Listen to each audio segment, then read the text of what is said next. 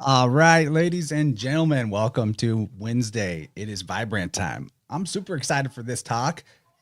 Ever since I first met Mark, we've had incredible conversations, de-inverting various upside down paradigms. And I thought, since I had him on the schedule for this Wednesday, and Topher was absolutely pestering me to come back on, I thought these two gentlemen really ought to meet. And the overarching premise that I want to put as the umbrella for this conversation is to refer back to this podcast I did 2 weeks ago with Mario Garza, where we talked about Rene Guénon's The Reign of Quantity and the Signs of the Times. So if there was one psychologically inverted paradigm that rules them all, if you want to say that, I think it is this quantitative over qualitative aspect. So there's a few things that come out of that, like the idea that matter does not produce qualities out of itself, but qualities as essential metaphysical thing, or not even things, metaphysical essences, right? Condense into matter. And as I heard a guest of Topher's on a recent show of his say, if it's all agreed that the universe is made of energy, then we don't have an energy crisis. We have an ignorance crisis. So there's a lot to discuss here. Topher is one of the best alternative physics guys around.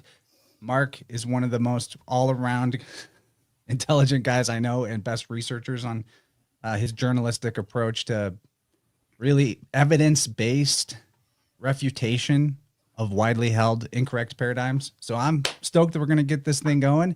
Mark, how you been, man? I've been well, talking about these topics a lot, which I enjoy, and I know this is going to be a great conversation. Topher, buddy. Good to see you again. Twice in 4 days. This is incredible, Chance. Yeah, we did a luncher on Sunday. Good time. Yeah, it was really nice. He held my baby the whole time. Oh, well, your Total baby is hug. such a wonderful sleeper. That's a blessing. That's just you. Not she doesn't like to take naps during the day, but Topher, I want to just let you and Mark kind of feel each other out and have some introductions and lay the groundwork for the stuff we're going to talk about today. Cool. Well, Mark, I'm a handsy guy. I build domes, and in building domes, I got into domes because domes are resonant structures, and working with resonant structures was very, I guess you would say, alluring to me, just because of my training in Ayurvedic massage. I was dealing with lots of different elemental energies in people's bodies, and I got to work in very, very good, I guess you would say, spas, like beautiful spas. And so I was learning what these different shapes that I was working in, how that actually affected my clients, and then how that affected me. And then so my methodologies are very hands-on, is the easiest way I could say without boring you with all the stuff. And I've been blessed with a lot of time to experiment. So I've experimented with magnetics. I've experimented with everything dealing with hydrology, with flow dynamics, both with liquids and with heat. And I have a weird way of looking at things. I was kind of pushed through the lens of like the Steiner-esque Schauberger funnel through that area of Europe in the way I actually look at things. And I've just been trying to apply what I've learned from some of these great minds it's been close to 20 years now that I've really been applying that. So that's where I'm at in my journey. Awesome. I have a bit of a different story, which is that I would say my journey into writing about the topics that I now speak about started in 2016. But prior to that, I had a totally mainstream life background, went to Princeton, worked in investment banking in New York, worked in Silicon Valley advising tech companies. I would have considered myself an atheist or agnostic at the time. So I wasn't even thinking about energies or meaning or purpose in the universe.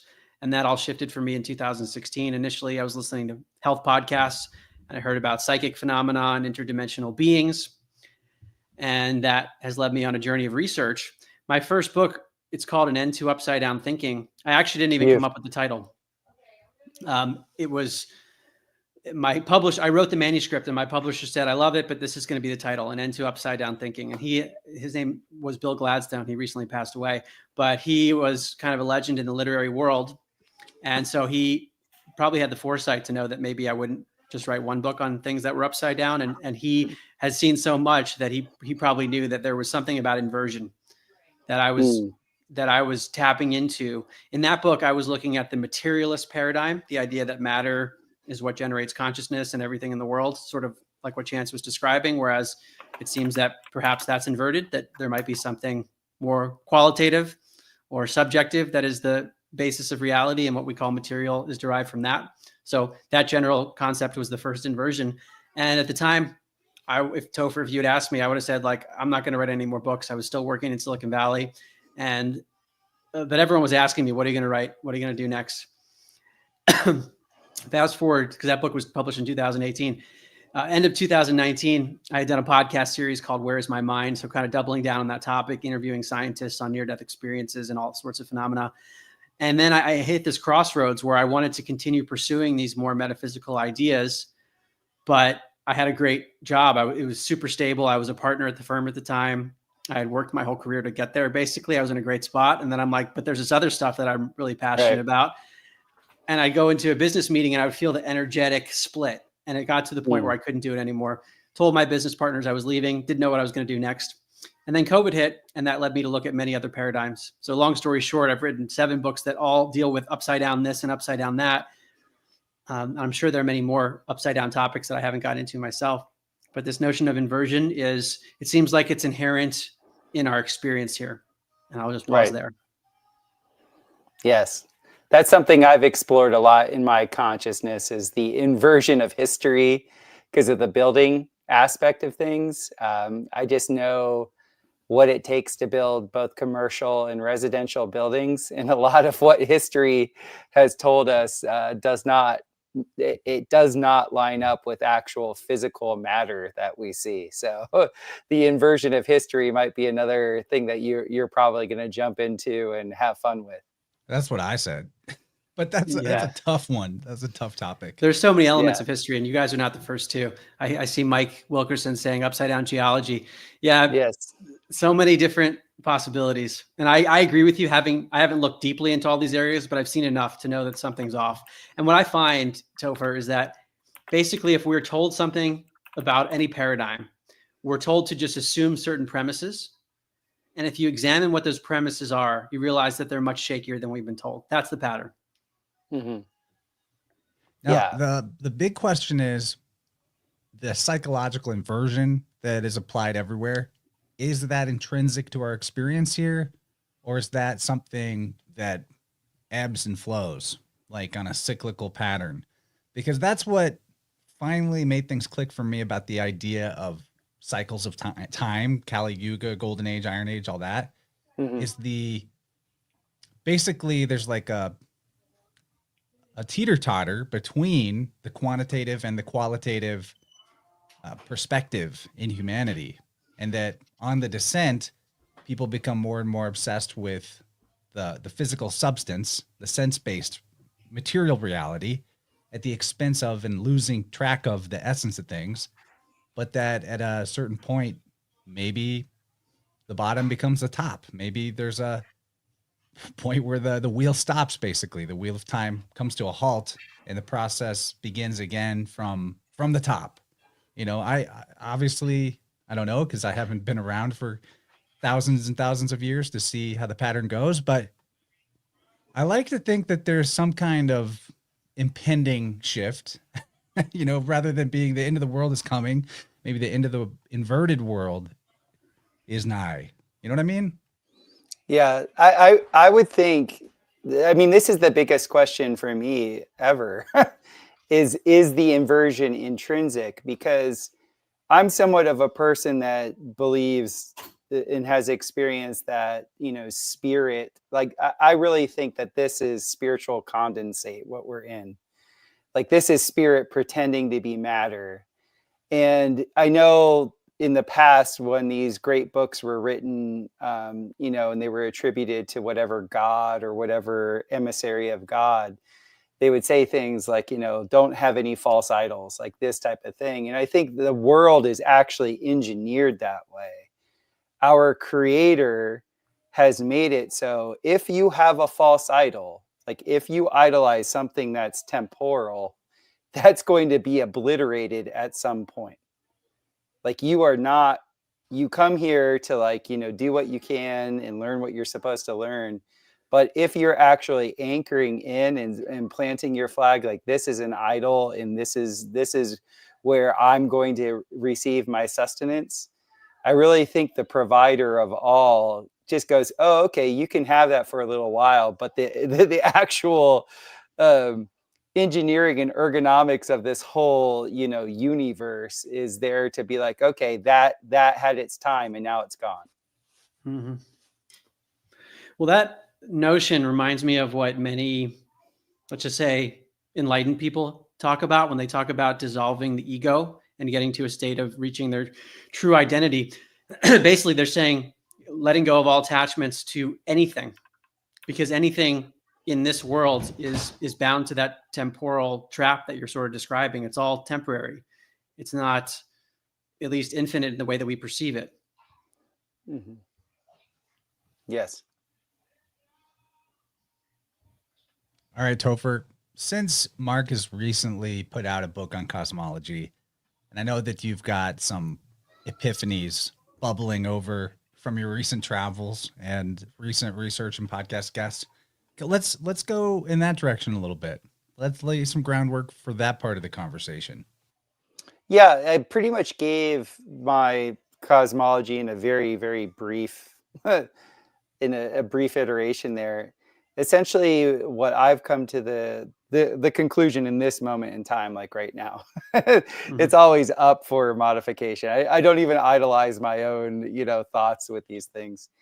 So as it stands now, the way I see this cosmos that we're in, I think it's a personal cosmos. It appears that we share it with others.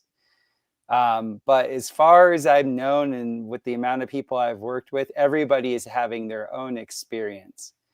And we pretend that we're having the same experience, but none of us have the same perspectives. None of us perceive the same way.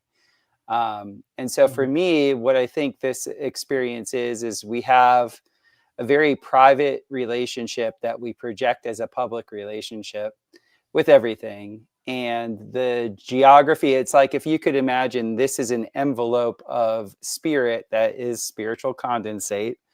So it does have inertia. It does want to feel solid and all these things. And I don't really think that we're in as much control as it appears. There's just so many markers in life where it's just even if you are fully in control, like let's say you are like the arbiter of your own fate, it's statistically shown that outliering events are always what demarcate your mundane existence. Like, for example, none of us chose for 9/11 to happen, but ever since 9/11 happened as an outlier event, all of us, if we're flying commercial airlines, we have to go through the TSA. We didn't choose that, but that's something that has happened. None of us chose, the shenanigans that occurred in 2020 from a health perspective, but that affected all of us in a very interesting way. So I think on a very deep metaphysical level, what happens is God creates the path. He makes the story, but where we have agency is in our actual observation of it, our subjective interpretation of the objective reality that's put out in front of us. So there is a responsibility in that. I mean, you can see things as half empty or as half full. Like that is up to you, that aspect. But the actual sequencing of events and the events themselves, the more I've studied that, the more I've like looked into it, the more I've looked into people's astral bodies, the more I've actually worked on their physical bodies in relation to their astral bodies, the more it's very obvious to me that we are objectively impotent and subjectively omnipotent. And that's pretty much the cosmology I'm in. And depending on the way your particular body mind is tuned will have a lot to do with like what you actually experience in the quote unquote physical world. And, you know, it is birds of a feather flock together. You know, Chance, I know you're brilliant with the tuning forks and doing the biofield resonance and working with people's biofield anatomies. You know, these biofields, they resonate with each other. And from I guess if you're going to make it a personal perspective, when you love, the love is the great attractor, you know, that's gravity. And when you, I won't say hate, but when there's apathy or whatever, there's the splitting apart. There's the energy that moves things apart. So, but all of that is, you know, pretty much in the free will realm. It appears like we have the free will to do that, but I think most of that is fated. I know that's kind of controversial to say, but that's been my experience. And as somebody that has like a lot of things in my life that I've so-called created and have been pretty prolific at, the more those things happen, the more I recognize I'm not really at the reins of things. I'm just at the subjective, I guess you would say, the subjective decider of what those things are actually to me. So that's where I'm at in my particular cosmology. I would say that aligns with a lot of what I've researched and how I think about things as well.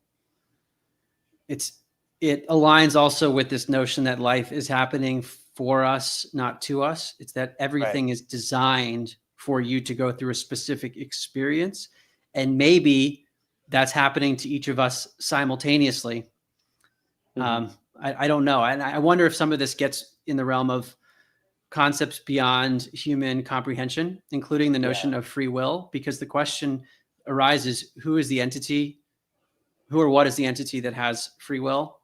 Because if there is me that feels like Mark, but I think there's also some kind of intelligence beyond this feeling of Mark, which entity are we speaking about that has free will? And maybe at the level of the, if you want to call it the one mind, the singular field of consciousness, God, if that's all there is, then it would make sense that the free will arises out of that entity. And then the question becomes to me, what is our interaction as a piece of that, but not in this level of perception, acting as the whole of that consciousness? And I wonder what the interplay is. And then the last thing I'll say is I've become more and more interested in things like astrology and human design. I've been interested in that for several years, but especially after going down the cosmology rabbit hole, it makes me look at the lights in the sky very differently. And I wonder what effect they're having on the world and whether they are conscious in some way or they exert an energy. And it would seem that if we're born at a certain place in time where the stars are aligned a certain way, it would make sense that the energies are a certain way then, which would predetermine or at least make certain events more likely for that person. Mm-hmm. So I got to riff a little bit on what you brought up here, Topher. Yeah. And I'll just go backwards through what Mark said. The free will question is huge. I often think that despite all of his issues, the often quoted statement from Aleister Crowley of, let thy will be done was really a magical statement referring to your higher self-will, or that one mind that all other lesser minds are enmeshed within, or I don't want to say particles of, but so more like, a fractal dimension of scale, smaller, but yet also resonant with the whole, right? So my point here is that maybe the free will really comes about from having that spiritual essence be the director of your life, where it's not so much that you're doing things or controlling things, you're letting them happen through you without creating excess pain through resistance. So in that sense, when you're following the lead of the great conductor or orchestrator of this entire cosmic soup, then you're acting in pure freedom and with pure free will. But there's like a paradox to it where it's not your will with your little s self, but it's the big S self, that will, right? So it's like, this is like a resolution of the paradox of free will versus determinism or fate. And I think that that's where all truths need to somehow converge, these paradoxical essences. I'll give some Biofield examples of this. So I had a recent client who needed to do some work to improve digestion problems. I'll just put it that simply. And we were able to track down the issue to basically trust problems between himself and his mother. Because symbolically, when you understand symptoms as symbols, symbolically, the mother aligns with the symbolism of nourishment, especially when one is very young as a baby. But that continues to be aligned more strongly for some people than others.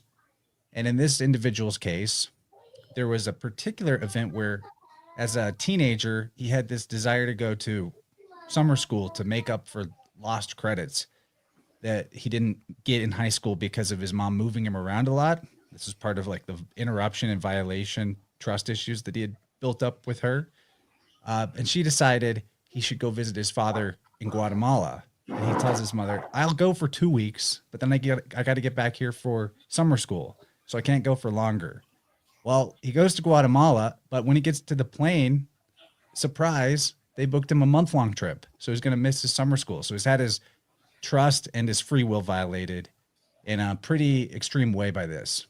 And while he's down there as like a teenager, he experiences being basically like forced upon by an older woman and loses his virginity. So this is what I'm trying to point out here, is that we have this dynamic disequilibrium between yin and yang, masculine and feminine, on a huge cosmic scale that filters down into our life, represented by our relationship, whether if we're men, then our relationship to prominent women in our life, mothers, girlfriends, wives, etc., daughters, or, you know, the opposite for women towards men, that each person of the opposite gender represents your belief or perspective relative to that cosmic force of yin or yang. And so this guy's relationship to the yin energy was that it would violate him and, you know, do things against his will to him. So then when he's on this trip where he's really deep in the unknown in another country, where the boundaries of what is and isn't possible have become much more blurry because there's so much unfamiliarity, that's when this shadow yin energy can come through and, you know, cause this violation of free will in a major way. And that led to a lot of stuck energy. But essentially the digestion problem was related to that, the not trusting the source of nourishment.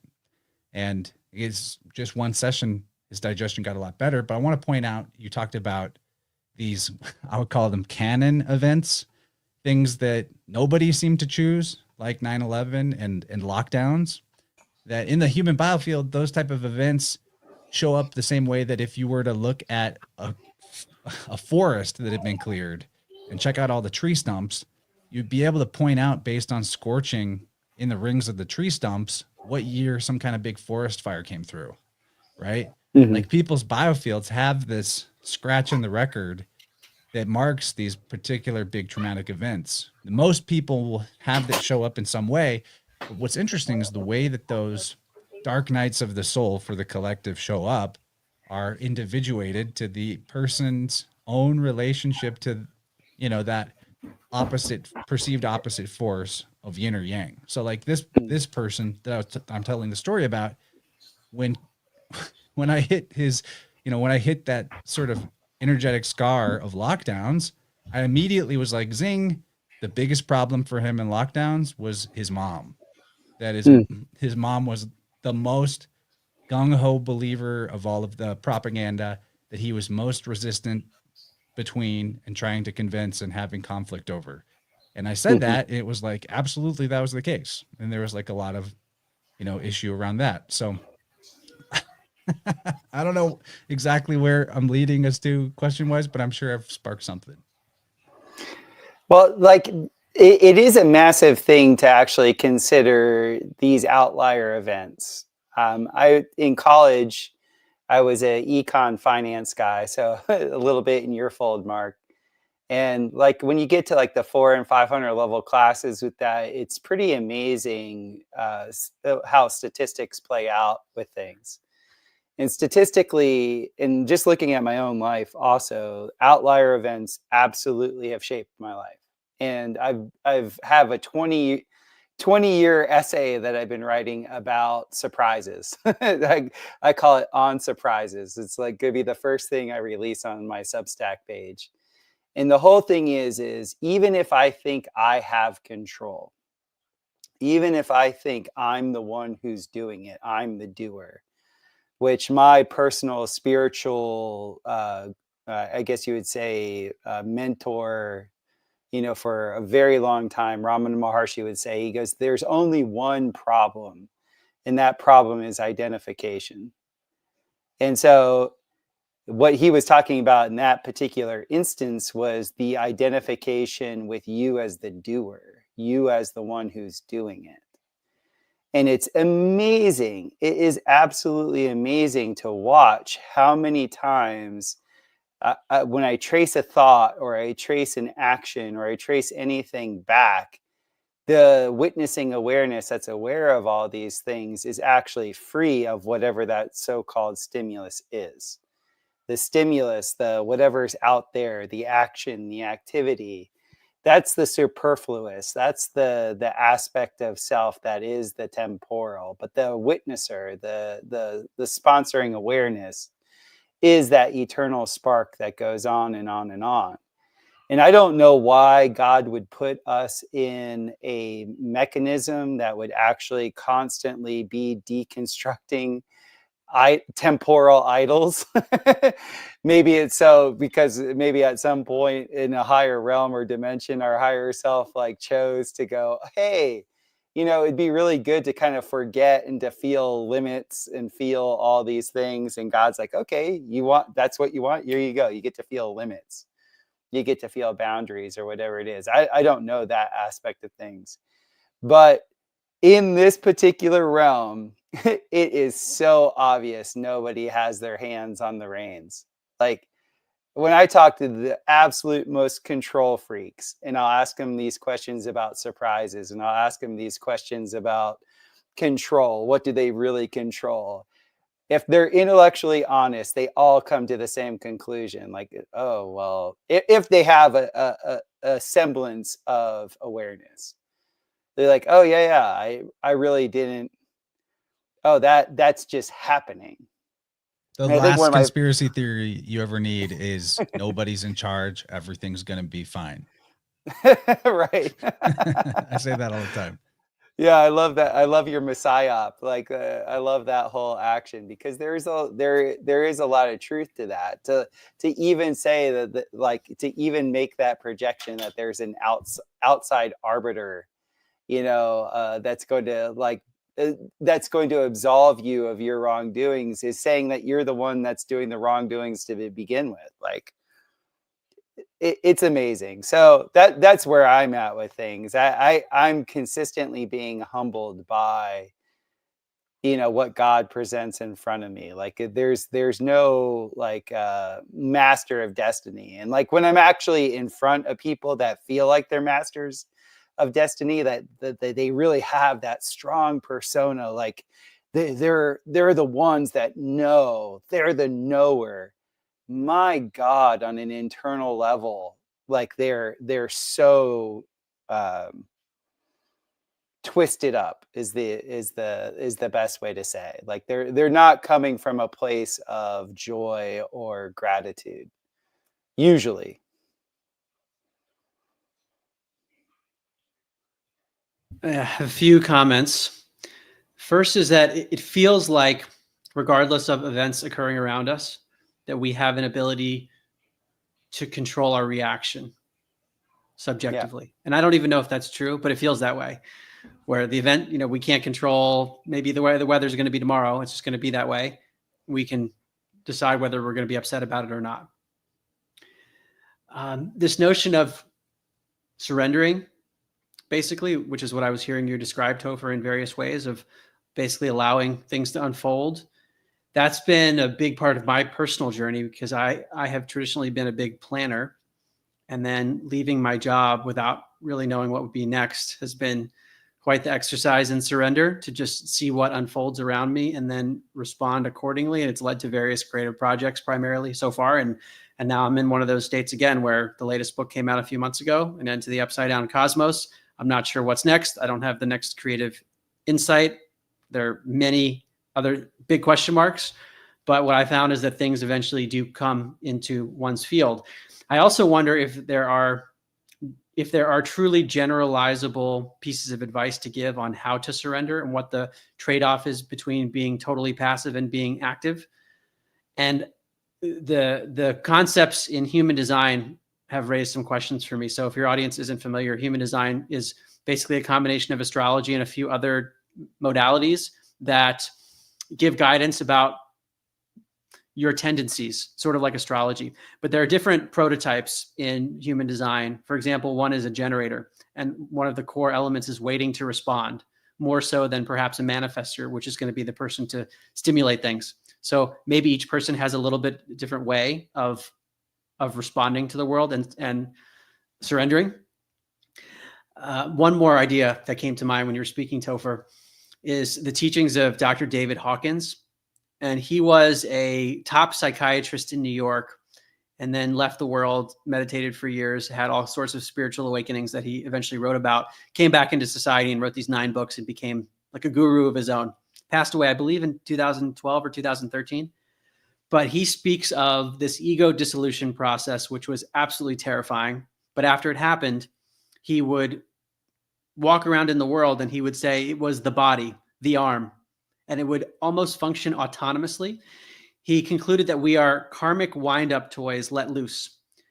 And he was able to function perfectly, even though he didn't feel like he was the one functioning. That's awesome. It's very... Can I just elaborate on that real quick, Chance? It's really funny because I do body work, and this sounds very, very weird even to me. I don't know why this works. But when I'm working on somebody, and let's say I find a part of the body that, is stuck for whatever reason, when I actually address it as it, as they say in the Bible, like we're here to name things. Like when I name, the longissimus muscle in the back, I'm like, okay, longissimus, I can feel, and I name it, it rectifies. And you would think, like, in consciousness, that's just like me making something up, or at some point a person came up with this particular name in Latin, then Greek, or whatever, and then I'm, at the last iteration of that, saying it in English. Like, how does this even work in consciousness? But without fail, if I go ahead and name it and recognize it as it is, as its name, and then I go into neutral center, it always rectifies.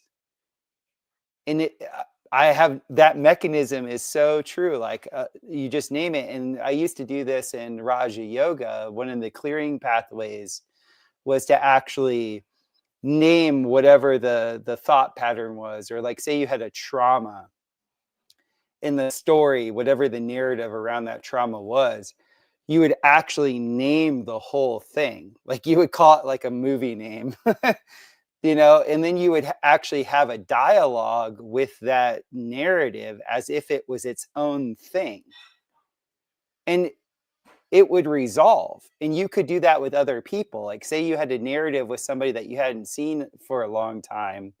You could literally make that narrative into a thing see the full story arc of it, totally like make it more solid than what it's just like, just the annoyance that's felt in your system.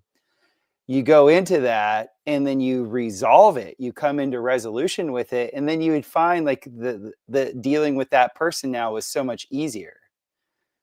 And there's just something about naming things and seeing it as its own discrete entity that has some effect on us in consciousness. Yeah, this is great to riff on here. And I think I can even segue this back to physics a little bit. So here I go. The naming of a thing brings it from the unconscious to the conscious, first of all. I mean, I see this, again, back to biofield tuning all the time, where a big factor in rectifying trauma is to have them understand, to say it out loud, exactly what it was, and also like the secret belief that they formed around the event. That's the most important thing. I have a great example of this actually, where I had a client that was referred to me. So this was somebody coming in fresh without really any like knowledge of me or expectations about the process. So it's always good when you find something specific right away in their energy field so that there's like a trust buildup. But the thing I found right away was a teenage injury to his left leg, somewhere between the knee and the hip. And I talked about how this injury created a relationship with pain where it was basically like, I can't not have pain, was the way that I described it. And he told me that he had this injury from sports in high school. And then after the injury, he formed this personal code that basically said, I must have suffering in order to grow and to succeed. That I have to have it. I can't not have it, was essentially the belief that formed out of that. And the guy was not like in bad shape per se, but he had something going on in his nervous system energetically that when I see older people that have had this going on for a long period of time, it starts to manifest into a lot of severe symptoms deriving from what you could call like hypersensitivity. Because at a certain point, the charge that builds up in the nervous system is too much and it can't take on anymore. So back to this idea of being karmic wind-up toys or like a spring being compressed, how a lot of people currently function in life with this fight or flight energy is that they've actually adapted towards using it as their primary fuel source. And like, that's what was going on with this individual that I'm talking about. And what came to me during the session was like sometimes lately, since I've had the honor of being taught by many herbalists on the show, but especially our great Kyle Denton at Typic New Herbs, InnerVerse coupon code 10% off. He's wearing the shirt. He's wearing the Typic New shirt right now. Well, I learned about passion flower from him during our Libra Astro Herbalism series. And passion flower has this fascinating signature to it that relates it to the idea of Christ on the cross, that there's these 5 stems on the flower that are supposed to pertain to the 5 wounds of Christ. And this event was like the point where through suffering, it was a required suffering for humanity to grow or evolve. That's the mythology here. And in the context of like herbalism or homeopathy, there's this idea that applying that which resonates with the symptom is the cure, right? So for this individual, hypermasculine, like don't need rest, don't need sleep, don't need healing, just go. I prescribed taking a bath in passion flower petals actually, because this would be like a homeopathic or herbal tea that he would be able to discharge some of this charged nervous system thing going on. What I want people to understand is like, if you're running around feeling at the same time tired, but also wired, you might be drawing on stress as your energetic reservoir rather than rest. And in fact, rest and stress are anagrams for each other. So there's like some weird subconscious precedent for this that we've all been aware of for our whole life. I mean, this guy I was working with had like a stress tank on the left side of his abdomen that was his main battery. And that was how he was operating, strictly from this. So to get back to the idea of like physics and how, I heard Topher talking about this more than once, how like magnetism, how magnets are made, that metal is basically traumatized to hold a certain kind of energy and then directed in a certain orientation.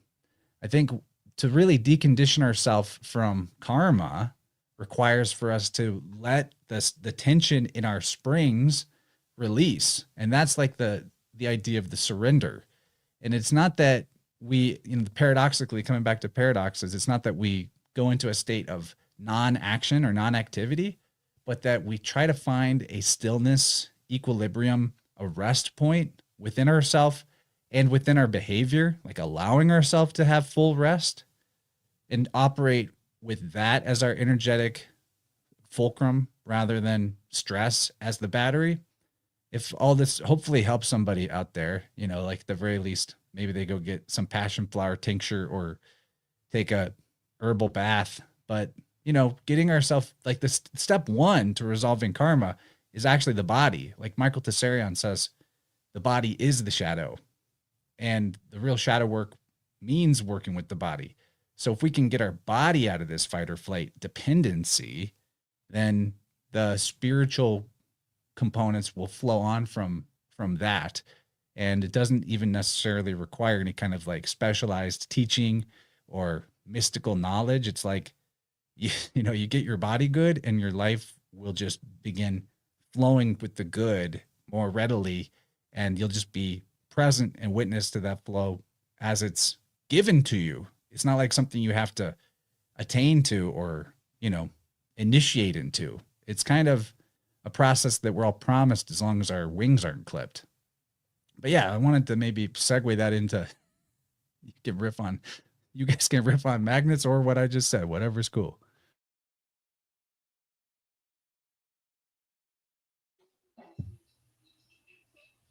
I have a thought and then I'll let you go, Topher.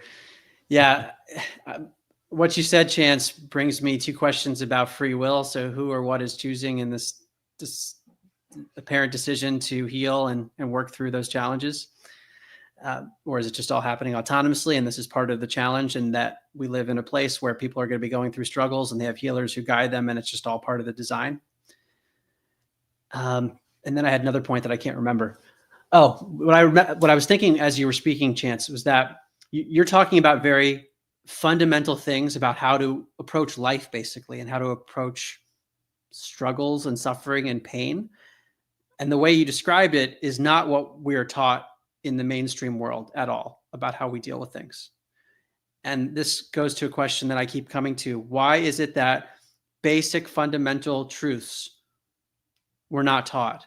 Why is it that we have to dig to just understand basic things about how to live life and what this place is? I think it's because we're in the Kali Yuga. I mean, to answer that, like, just when I read the Puranas, I was floored because everything that the Puranas said that the Kali Yuga would be, it is. And one of the big things that it says is everything of importance. This was the key delineation. Everything of importance would be inverted in the Kali Yuga. And the secondary thing was everything in the mundane world would be gamified. Everything would become a gamble. And I mean, it's amazing. I was just on a flight on Sunday and everybody around me was on their phones, either gambling or in a game, like they were doing a game. Like it was like, and I was just seeing. And the games are all based on code underneath the hood that deals with about 1 million different random number generator, like basically digital dice rolls constantly, invisibly. Yeah. And it's so incredible. That's the reign of quantity. It's quantity. Exactly. And by the way, Chance, I love that stream was epic. Because that's something my dad used to say to me all the time when I was coming up, was he was like, it's about quality, not quantity. Like, and I really have tried to live my life that way. I'm not out there trying to get all the quantity, but I want really, really high quality of life.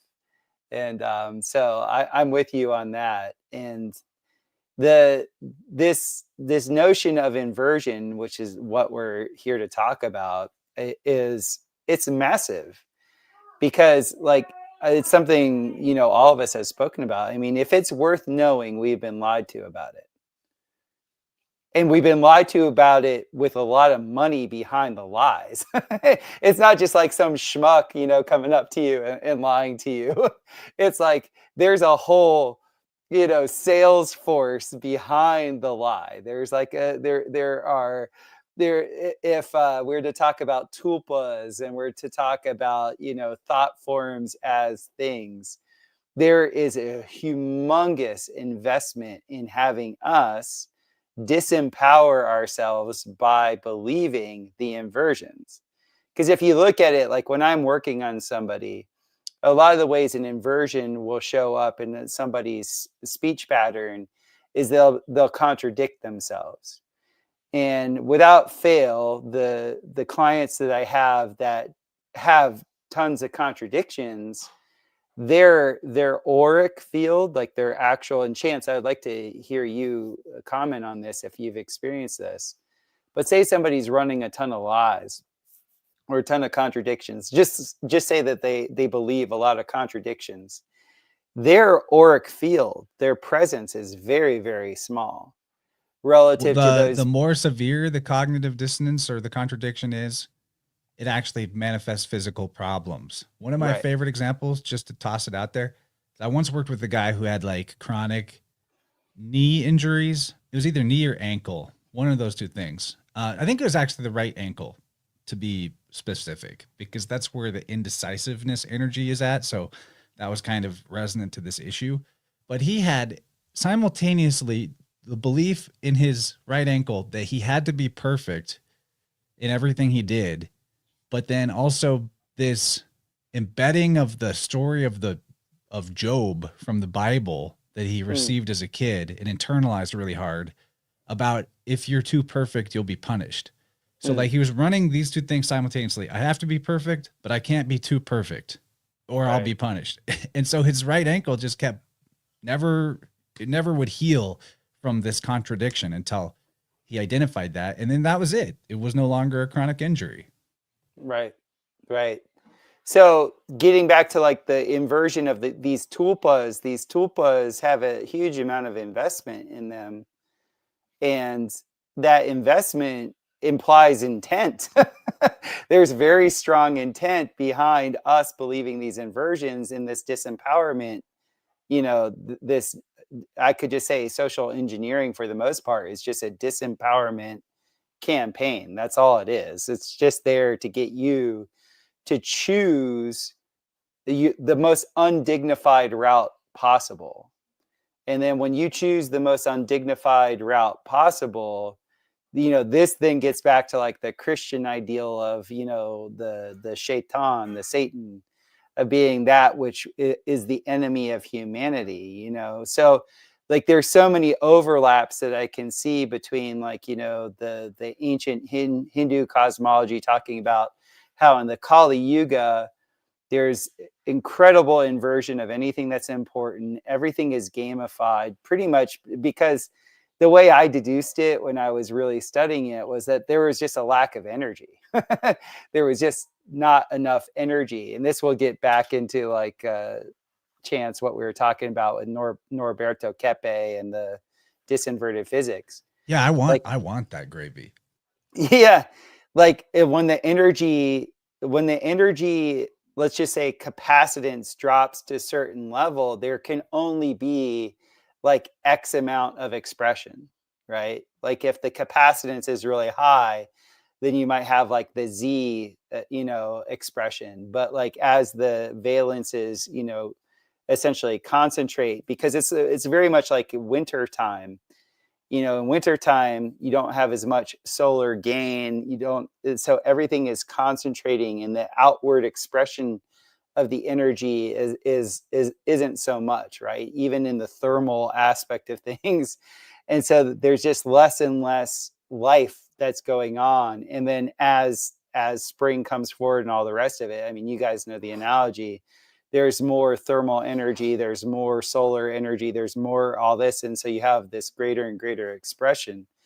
So I'm of the mind that, this being the Kali Yuga, it's natural. I don't think any of us are victims. I'm not sitting here and go, oh, woe is me. I mean, we're living the Chinese proverb, may we live in interesting times. And that is definitely a thing. Nothing is boring.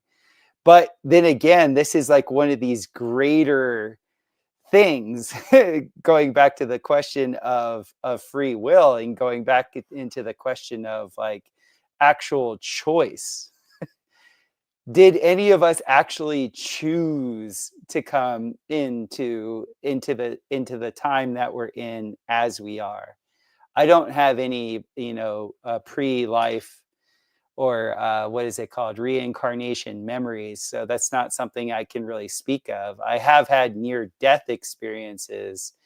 And so in that extended, consciousness realm, I didn't have like insight into any other lives. So I don't really know. I think that's doesn't free will kind of prove itself by the fact that your perspective on whether or not you chose to be here is a belief that's chosen?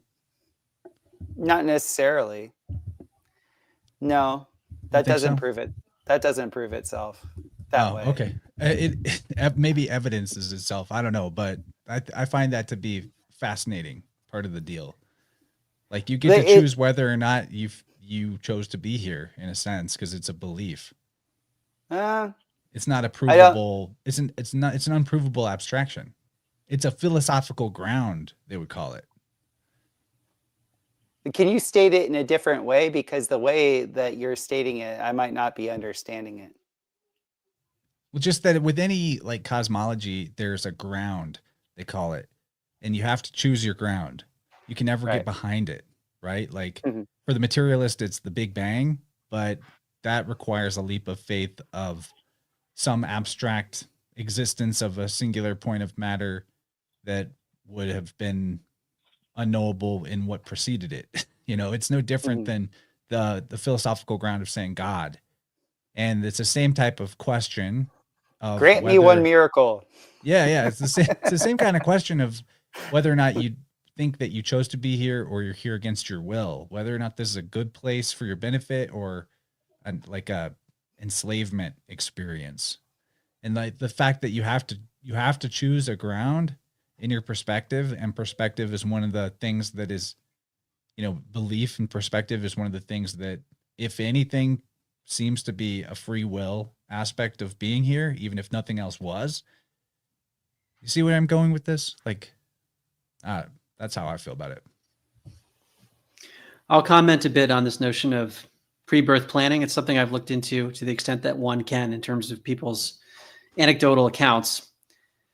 There's a book called Your Soul's Plan by Robert Schwartz, and there's some subsequent books he's written where he would interview a person's soul using different mediums, basically, and ask that person's soul through the mediums whether or not the person planned the life challenges, and if so, why. And these are people who often have gone through horrific things, and he categorizes them. So like the worst things people could go through, he finds a person who's been through that and then interviews the soul through a medium to see if it was planned. And the basic answer is that people their soul planned it before birth, and it was ultimately to get them to a place of self-love.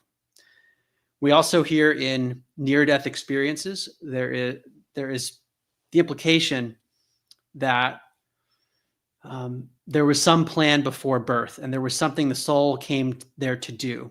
So in my podcast series, Where is My Mind? I interviewed some people who've had near-death experiences. And one woman, Barbara Bartolome, she told me that she basically couldn't remember why she was here, but when she was in the near-death state, she knew it. So she knew that she knew it at one point, but couldn't remember what it was. And this is a common theme, like there's an amnesia. Also, the University of Virginia has studied children with past life memories, over 2,500 cases. And in a percentage of those cases, the children also report intermission memories, a time between lives, including choosing parents. So there are also people under hypnosis that have recalled this. That's probably less reliable. I've come across cases of spontaneous memories where people talk about a pre-birth planning session, basically, and they had different lives that they were presented with, and the different challenges they would have if they were born to different parents.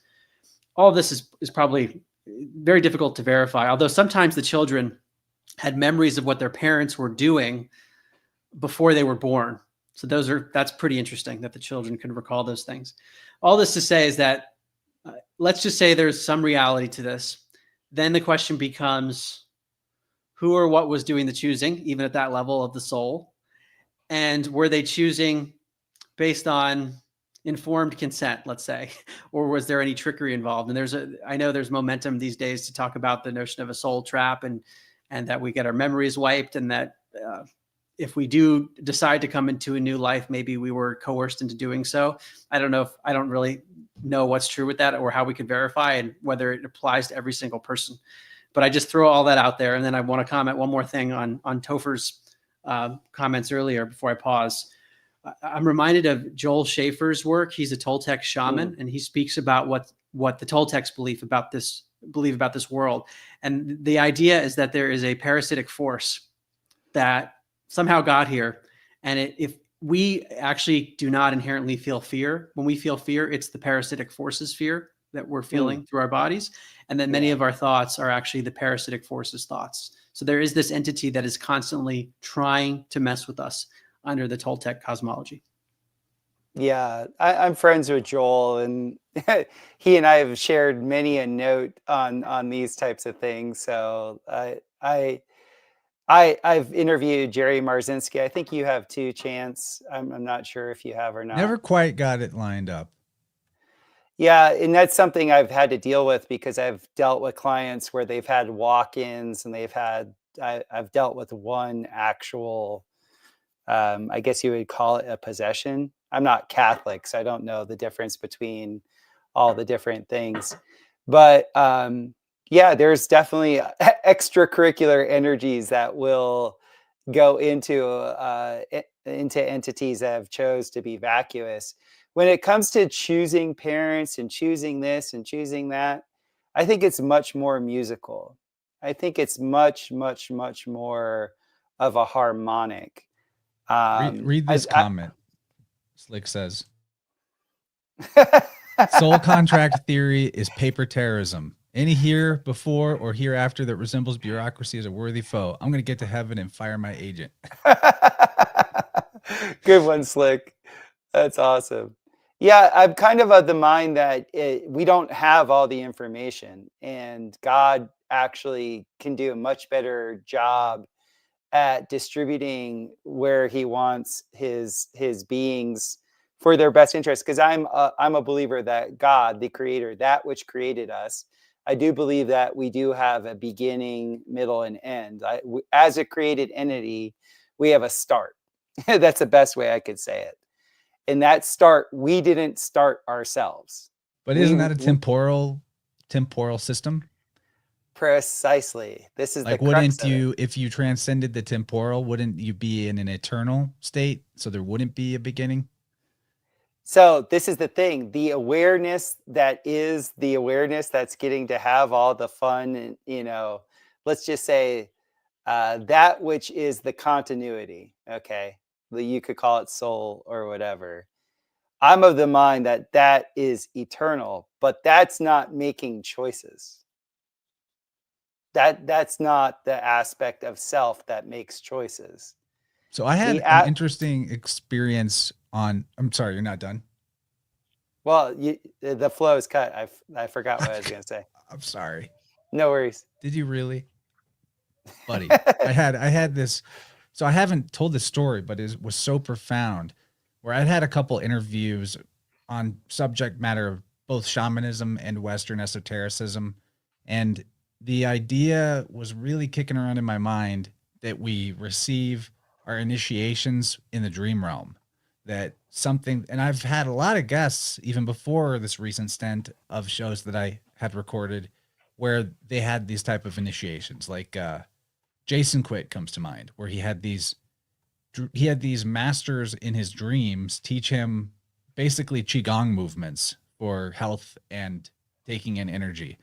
And I was thinking about this idea of receiving dream initiations in context with the idea, pondering about the idea of the forgetting your life when you die and whether or not that's a good or bad thing. And for example, a lot of traditions are revolving around the attempt to recover your past life memories in some way. And in particular, an individual I was researching and doing an interview to talk about his Hermeticism, and it's a show that's coming out later this month. The guy actually got messed up, in my opinion, by what he was told was his past life. That he got this story of a past life and these transgressions he allegedly did, and his attempt to basically rectify the bad karma of this past life just wrecked his current life. And he accepted it and was asking for it because he thought that's what he had to do to balance the scale of what he did in the previous life.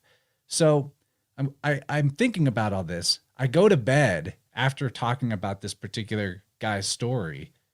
And in that night in my dream, I had one of the most vivid and lucid dreams I can ever recall, where I had died and I'd been reborn into a family that knew my previous family. And so I knew, and I had retained my memories. So I'm like a baby and I'm around my actual family in this life, my wife, my daughter, my mom and dad, and the absolute agony I felt in that dream from knowing who I was before and not being able to be my previous self and like missing that connection to my family and all the things I felt like I was going to miss out on. I woke up. I don't think I've ever woke up from a dream and been sleeping. Yeah, I'm sorry for the taco, Topher. Never woke up from a dream and been weeping. I was weeping. My wife witnessed it. So that's, to me, that was my dream initiation that informed me on the topic. I was asking for information about this topic. I got to have an experiential visionary state that showed me exactly why things were configured the way they were. And I felt that it was an acceptable answer for me, that it's like, it's for our own good, until a certain point that we might be more ready, that we get that memory wipe. I like with a bunch of my clients, if they have some really good 12th house transits, I tell them flat out, commune with your dream state, like just go in there and either have a dream journal or, I mean, there's some of my clients that literally they'll have 4 or 5 aspects going on in the 12th house. And I'm like, you shouldn't be talking to anybody in your conscious mind. Like if you need guidance, go straight to the dream realm, go into the liminal spaces, and there your answers will be. And for a lot of people that have guilt about that kind of relieves them of that guilt. So a thought on past lives. Some of the cases that the University of Virginia has studied involve birthmarks and physical deformities. So actual biological traits that can be linked to medical records. The researchers say, yeah, there was a person that died in this exact way, and that's why you have this strange feature, or it at least correlates with it. And these are little kids talking about how they died in bizarre ways. And we've got a medical record verifying it that does lend some credence possibly to that. I don't know, that person was tapped in to some previous life. So I think it's all very complex. And it leads me to my next point, which is when I hear people who have been in altered states, whether it's through like 5-MeO DMT or a near-death experience or any spiritually transformative experience, often one of the common features is ineffability, meaning that they cannot use language to describe what happened adequately. And then those of us who haven't had those experiences could easily become confused. So for example, there's a big debate in the near-death experience literature about whether near-death experiences are caused by chemicals, like maybe DMTs released in the brain or something like that. But researchers have looked at this and they found that there are distinct aspects of the near-death experience that they don't find in any psychedelic compound. Even though there might be some overlap, the near-death experience is very unique. And there are people who've had near-death experiences and have also done DMT, and they'll say these are different. but they might sound very similar because they're trying to use words with our limited language. And I feel like that disconnect between trying to bring experience into the physical with limited language and try to describe things that are maybe indescribable is causing problems. And it's kind of a symptom of quantitative thinking to even be attempting to link all this to neurotransmitters or particles of any kind, which seems should be kind of thrown out based on the fact that there's no brain activity during NDEs to be recording information to begin with. Yeah, in I have to say, as somebody that has had that, my own direct experience with that, my best friend had it also. There's something that most times when I come across a person that has had that, we all have a very weird psychic link, and almost all of us don't have any fear of death, which is kind of it's kind of interesting how that works. Is like there's an underlying tension that a lot of people have that they don't admit, that they're extremely scared of two things. One is being alone, and the second is death. And what's amazing about when you quote unquote die, or when the body, stops, whatever, is that on that other side, you're not alone, and all you feel is like absolute love and ease. Like when I say love, it's not romantic love. It's just like you're wholly enveloped in utter care. Like there isn't any distortion or fear that's in the space at all. There's no pain. It's just you're in total care. And so when that's going on, that's why I have the projection that God is benevolent. And that's why I also have the projection that I don't think we choose where we go or do soul contracts or any of that. Because in all honesty, we don't know what's best for us. I mean, think about how many times in your life you thought, oh, I'm going to do this because this is what's good for me. This is what's best for me. And it doesn't happen. And then something else happens that you never would have thought of, or it might have been 180 degrees from what you thought you needed. And it ended up being so much better for you in the long run than what your original choice would be. I really think God is constantly just really this benevolent caretaker and wants the best for us, and is just constantly just trying to get maybe like this shaman was saying, trying to any way possible, just remove the negative thought patterns or the distortions that are out there that are lowering our valence of energy. That's the best way I could see it. There's a phenomenon in psychology known as affective forecasting errors, where people are systematically terrible at predicting the things that they think they will like or dislike. So when you ask them, how happy will you be when you get this, or how upset will you be when this horrible tragedy happens, they basically neglect the fact that their psychology adjusts in ways they don't know will be there. And this to me raises big questions about the whole field of manifesting, because how can we really, if we don't know what we are going to like or dislike, how can we try to manifest something that we're not sure of? So David Hawkins will always say, manifest the feeling if you want love, because you can experience that now and you like that, then just go for the feeling without a specific outcome.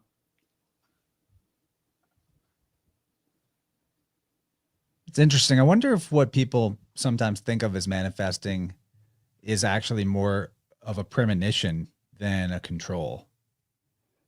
Because, Sometimes. with my wife and our daughter, whenever I met her from a distance, because she's from Canada, I had this strong sense where I wasn't sure if I was praying for it or trying to force it to happen, or if I was just aware that it was going to happen, that we were going to have children together, and I kind of treated it like I was asking for it, but it was almost more like I was just affirming that it was right. So maybe there's something to that. Maybe manifestation is just misunderstood premonition. And that's why The Secret doesn't really work the way that it's advertised. Yeah, I've told you this, Chance. I've started writing 2 different books that I was writing as fictional books. Like I was writing them, and the vibration that I dropped into in both times was I wanted to be novel.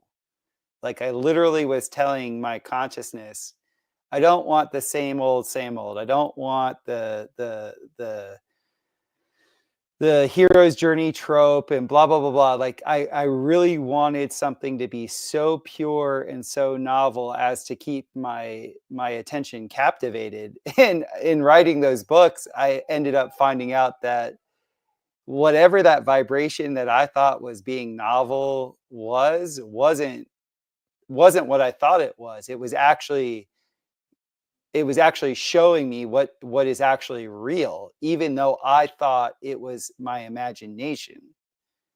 Like that's what I was interpreting it as. So to your point, like where people are saying, I'm a manifester, Mark, I was a professional human designer for 10 years. So I really had to deal a lot in the new age world of like, and me as a egoic manifester in that world, like I was like King Dingaling. But like with that energy of manifestation, I think you're right, Chance. It's much more of the eschaton. I think it's much more of the finish line is already done. God knows where you're going to end up, and you get a glimpse of that, thinking that oh, I manifested that. And that's why when I hear people talk about, soul contracts, and I'm going to choose this person for this amount of time, and I'm going to choose them, I'm like, no, that's a misinterpretation of the data. That's not what's happening. You're getting a glimpse into the eschaton, or you're getting a glimpse into what has been preordained. And because you get a glimpse, as Ramana Maharshi would say, the only problem is identification. Like you're like, oh, I created that. No, you didn't create it. That's not what happened at all. It was preordained. It was going to happen whether you wanted it to happen or not. It was happening.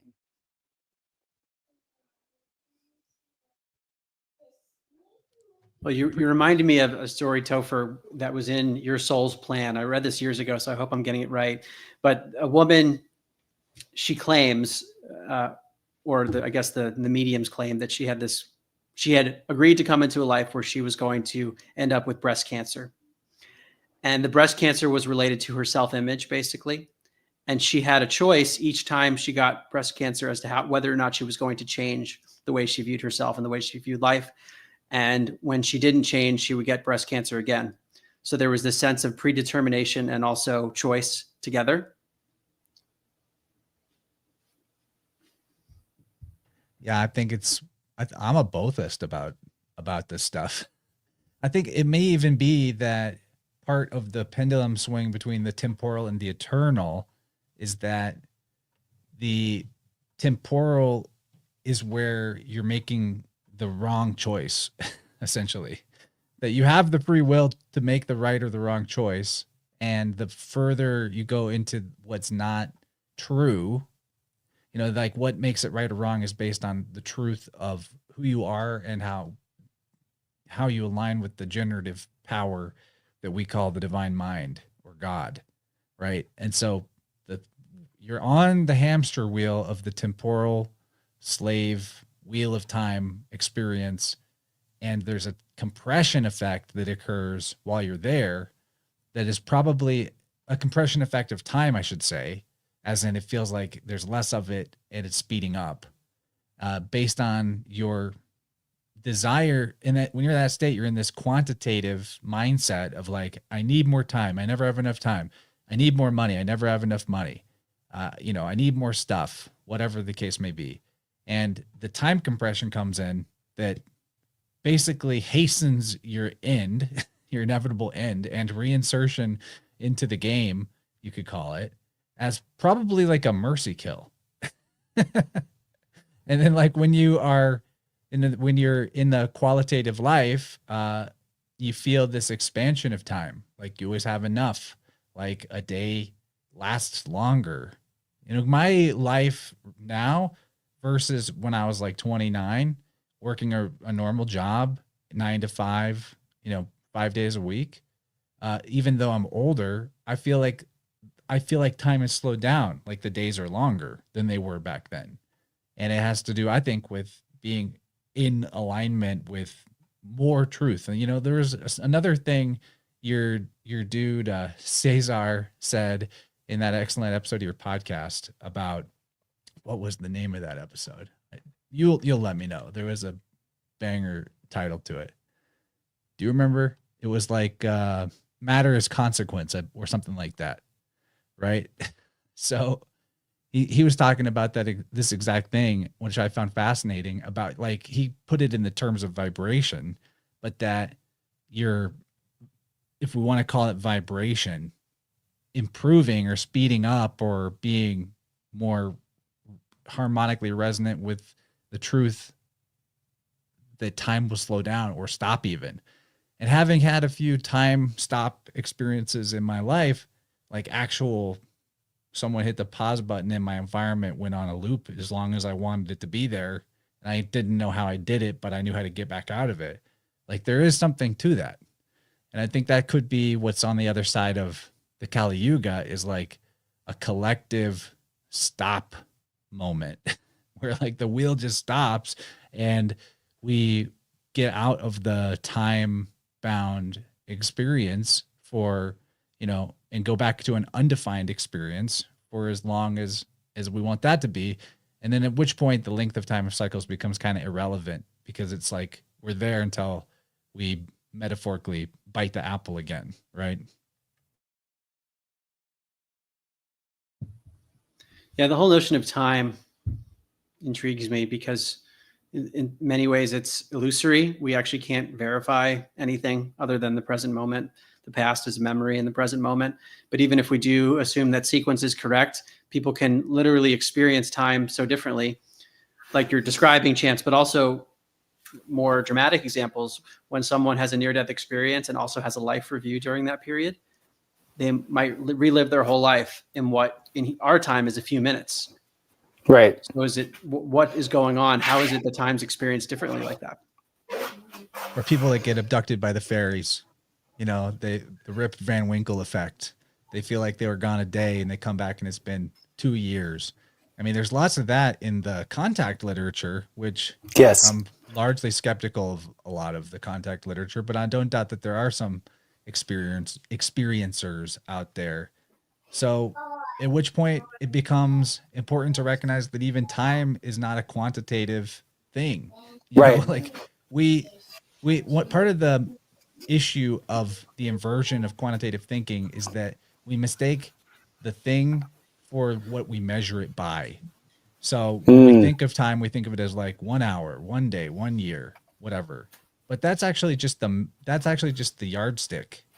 But what we're actually measuring is something that has a specific quality to it. So like, what was the quality of the year 2020? That's the only thing that has a reality to it. Whereas the measuring stick is more of an abstraction. The same goes for space too. It's like, a foot or a mile north of me is not the same as a mile south of me, which means there's some kind of quality aspect to north and south, but not the 1 mile part. The 1 mile is not the quality. It's just the measurement. Does this all make sense? It makes total sense. Oh, You go ahead, Topher. Yeah, I mean, that was the big thing with Wilhelm Reich and Victor Schauberger with their physics, was they were trying to increase bions or qualigens. And these were, for lack of a better term, these were like particulates or field effects that increased the potentiation of whatever was within that field. It's like an orgone idea? Yeah, orgone was a notion of these bions. Do you think they were off on the particle aspect of this concept? I don't know. I think there is a quality to hydrogen, like when hydrogen seems to, the first iteration of hydrogen, or let's just say when plasma is converting itself into matter, instead of being like so, hard fast to call it hydrogen. But let's say when the etheric is making itself more, inertial, more material, there's a phase that it goes through, in that very primordial phase of that, when it switches over from plasma into matter, as far as we can tell, is the most life-giving energetic force that we know of. And this is measured as orgone. Like they call it protium. It's light hydrogen. And this is a theory of mine. I haven't been able to prove it because I don't have the devices to prove it. But I do have the devices that actually create quote unquote orgone. And essentially all it's doing is making water really happy.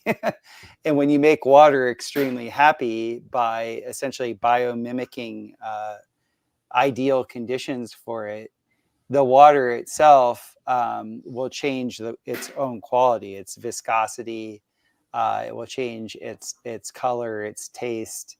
It does all these things. It's a very interactive thing, and it gives off a field that's felt. It's palpable. Like it's qualitative. It's not quantitative. It's like, people's heart chakras will open. If a person has problem hearing, they're able to hear. If they have eyesight problems, they have the capacity to see better. There's all these things. So it's increasing the quality of the physical mechanisms. And then what's odd about these things is when you take that particular field and you put it around something mechanical, it will increase the quality or the efficiency of the mechanical things, which is like mind-blowing. And that's why like so many people, I think it's why it's dismissed, is because a lot of people are like, well, if it's working on a biological thing, it can't work on a non-biological thing. And that's just not true. So many of the physicists at the turn of the 20th century, they would talk about their consciousness being one of the qualitative drivers of the machines that they were running. And so that's something it's a very real thing. In the closest medium that I can see, I should say, I think it's a field effect. Personally, I think it's just like when you're reflecting to your environment that you are in harmony with it one way or another, that harmony begets more harmony. It begets a higher quality of expression. And I think that's what occurs with a lot of these things that are called orgone accumulators or active orgone generators. So 2 comments. One is on vision. In near-death experiences, there are people who have been blind since birth in their body who can see in the near-death experience state. That's cool. So there's something about our physical biology that is a limiter, perhaps. And even people that can normally see in their body, they go into a near-death experience sometimes and describe 360-degree vision. So there is something that seems to be limited about our biology. But going back to Chance's discussion about time and space, this is actually something I learned from the philosopher Dr. Bernardo Kastrup. He says that time and space actually have circular definitions, so meaning they're meaningless. Time is the interval between 2 events, but what's an interval? It's the unit of time, basically. And space is the distance between 2 things, and space is getting into its distance. They're basically interchangeable.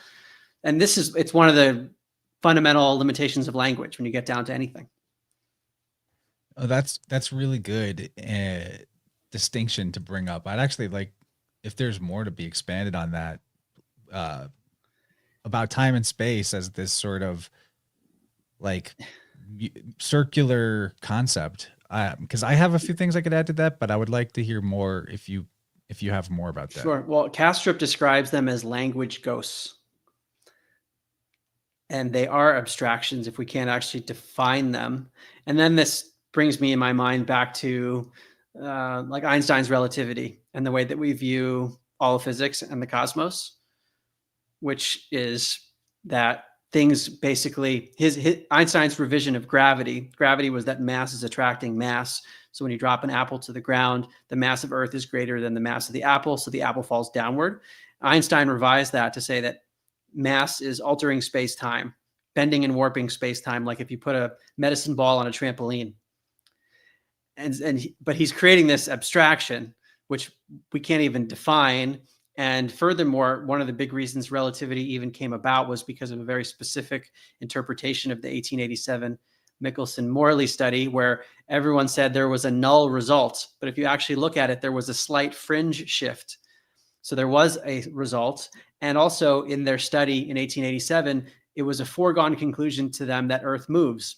So they said there was a null result and Earth moves. And they left the second part out because it was such a foregone conclusion. Therefore, we've disproven the ether, when in fact you can explain the study very well by saying there was a stationary Earth and the fringe shift was indicative of an ether drift.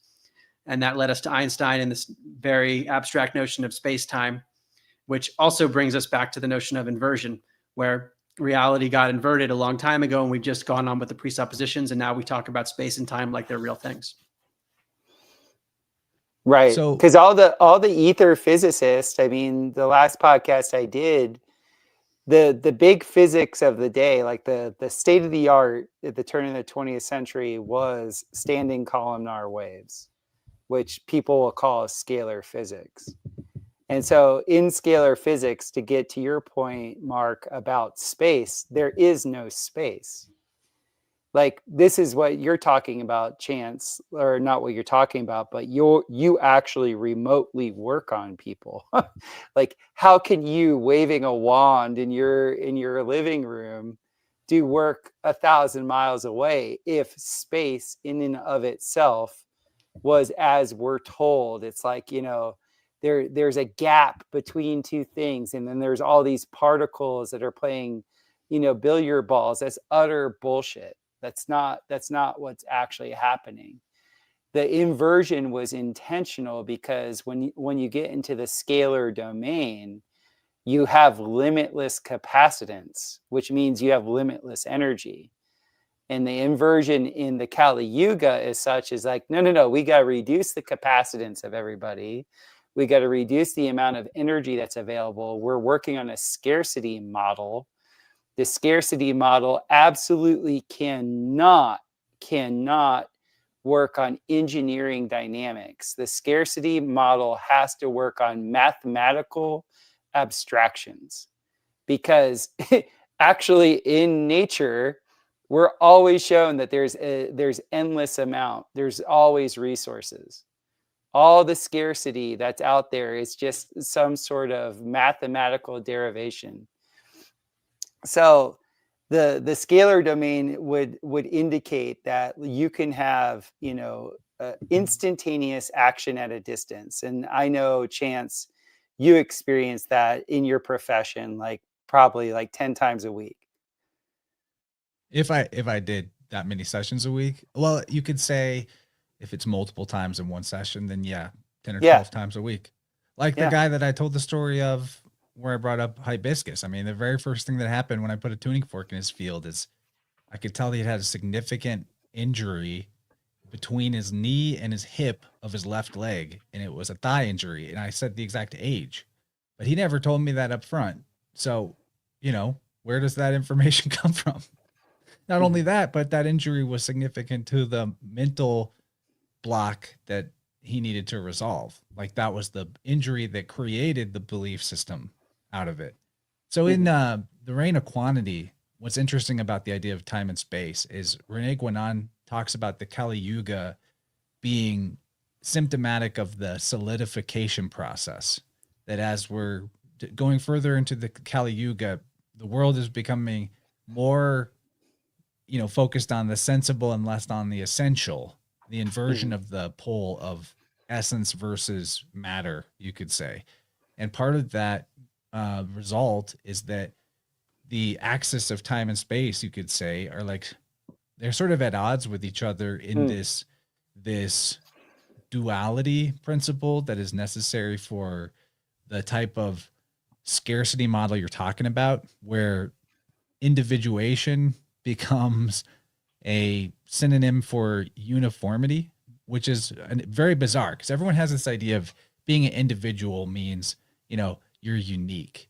But in the Kali Yuga, individualism is actually expressed through uniformitarianism. Uniformity, I'll just say. I'm just trying to make up a word, right? So like everyone acts like they're a unique special snowflake, but they're all living in a house that's similarly constructed, using technology that's identical to each other, eating from the same range of foods, doing the same type of general day, beginning to end. And as we go further into the solidification, that uniformity theoretically increases. And you could possibly say that the fact that uniform behavior is in some groups of people actually swinging the other direction a little bit, maybe a sign that we're lifting out of that part of the cycle potentially. But part of the time and space weave was that, as the solidification occurs, time compresses, as I've described how it happens in the person's singular life. And this compression is actually acting on space, where time is compressing space. So there's less unknown space. The world gets smaller, that whole feeling. And that at the flip point, at the point where the end of the world occurs, space actually throws the board over and, on time. And time is the thing that basically is like, temporarily abated, and space becomes more infinite again. So I would liken that symbolically to being as if all of a sudden the ice wall melted, Right. So there's a deluge event, right? And that's an end of the world type cycle. But at the same time, the world just grew a whole bunch. The space just got expanded because this container that's compressed it is no longer there. I'm not saying that that's exactly what happens, but that's where my mind goes when I'm describing going on. And on the whole, like, duality of humanity, it's fascinating how he talks about the Cain and Abel story being actually esoterically about space and time. That you have the agrarian and you have the farmer and the nomad, essentially, right? You have one that raises animals and one that raises plants. And that the two, like, what humanity has going on are groups of people that are of this nomadic type. We know them. We know the type. They can't stay in one country for too long. They they get kicked out of places. Just being in sedentary lifestyle in a sedentary community, they cause disruption and disintegration. It's just like intrinsically part of their nature. And then you have the opposite, like where if you displace sedentary people or agrarian people who are more space, like they would actually not work so well. So it's interesting in terms of time and space, how the sedentary lifestyle people, they come up with types of art or activities that reflect space being what matters. Like they work artistically in space with, like, say, architecture. They're filling a space with it. Whereas the nomadic peoples operate more on a time canvas. It's like poetry or music, where it's based on they're filling a time component, I guess is the way to put it. You got to read this Reign of Quantity book because I'm butchering it, but Mario totally laid all that out in our episode from 2 weeks ago. It's fascinating how the time and space question, like, shows up in humanity as these sort of dual impulses. I mean, I could totally see that with when I was more of like a vagabonding person that was like traveling a lot internationally. I wasn't actually working in I guess you would say, in the spatial domain. Like, so even though I was moving through space, I was more collecting temporal events as my wealth, right? And then as I became stationary and devoted time to structures and building and things like that, I can see that flip that You you're switched to talking plastic about. arts. Right? Like you went from phonic arts or phonetic arts to and experiential arts to plastic and material arts. Is that what you Yeah. mean? Yeah. Yeah. Yeah, I want to tie it back to this core inversion of the fundamental nature of matter as it pertains to space and time. As I'm thinking about it, it seems like one of the reasons we're so compelled by the idea of space and time is because we interpret matter, and therefore there needs to be a container for that matter. But that's really based on a materialist perspective, sort of like what you were alluding to, Topher. At the smallest level, it's billiard balls interacting, which is that's really a framework. But when you dig down at the small levels, you don't have that. Even mainstream physicists will say that 99.999% of the atom's empty space. And if you talk to like Stephen A. Young, theoretical physics PhD, who wrote A Fool's Wisdom, he thinks atomism itself, that 0.0001%, that's not there either. And the reason we believe it's there is because of misinterpretations of old studies, like this notion of an electron cloud. That's just one interpretation of certain results. And he ties things back to the elements: earth, air, fire, water. Definitely. And everything's actually just not really tangible. It's all energetic, but we perceive and then superimpose physicality on it. Well, that's what I was talking my about. Conversations with Stephen Young is what put me on quality versus quantity to begin with. I had the light bulb moment in a life-changing way from talking to him about the elements specifically, because atomism is saying quantity creates quality, whereas the element thesis, if you want to call it that, is that the qualities of these elements condense into the matter. And it makes perfect sense. And that was my initial training in Ayurvedic medicine, is that's what we're focusing on, is the four elements. You know, whether a person's vata, pitta, or kapha, and like you're actually going into the qualitative experience of it. And this is what was so, that's why I'll never give up body work, even though it can be a loss leader for me, is because the coolest thing in body work is if you have some wherewithal in your own self of what your body expresses as from an elemental perspective, the way your body is going to interact with another body is very specific because of how those elemental energies will interact. For example, I'm Pitta Kapha, so I have a lot of fire and earth energy. When I work on somebody that is another Pitta Kapha, it's like an inferno occurs. But let's say I work on a Vata Kapha person, a person that's dominant air and like water and earth, and I work on them, I could work on them like it could look like a very strenuous session, but my body won't generate nearly the qualitative fire that it was when I was working on somebody that was, you know, ultra fire. So this is something that's very, very, I'm totally in tune with. I don't think that there's actual, like I did a podcast with Tom Cowan that I call him the particleist, because he's totally racist against particles, and I believe him. And it's so funny because he's like, there's no evidence. They're like, people talk about DNA. There's literally no DNA. When you look at, whenever you go very small or very large, all you're getting are abstractions from the mechanisms that are actually trying to find these things. But you don't actually get the thing that you're looking for. And that gets back to the whole thing with like, who and what are we? Well, then back to your weave about how, you know, the previous generation of physicists had a recognition that something about their consciousness affected the outcome of their machinery.